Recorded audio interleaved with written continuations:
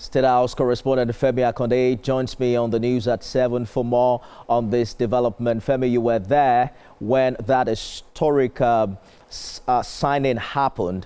Walk us through the energy in the room and what the stakeholders are saying.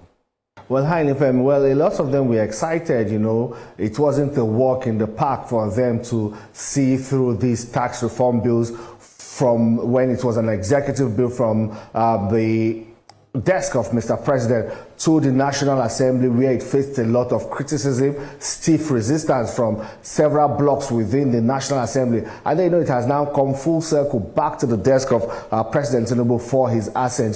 They felt they give themselves, a pat on the back, especially the chairman, Senate Committee on Finance, Senator Mohammed Sani Musa, and the chairman, House of Reps Committee on Finance, Senator James Faleke. These two men were at the front line selling these reform bills to their colleagues, trying to convince them that this bill is in the interest of Nigeria, in the interest of the poor. Like President Bola Tinubu said, this bill is pro-growth and pro-poor, pro-people, because there were a lot of sentiments whipped up, ethnic sentiment, religious sentiment. It also divided the country across political lines. Some people saw it as an APC bill, and some people, felt that, well, it's not in our interest or in the interest of our region to push this bill. But President Bola Tinubu remained steadfast. He urged Akande and Taiwo Oyedele to continue to engage with critical stakeholders. They met traditional rulers, they met the Northern Governors Forum, the Nigerian Governors Forum, and other critical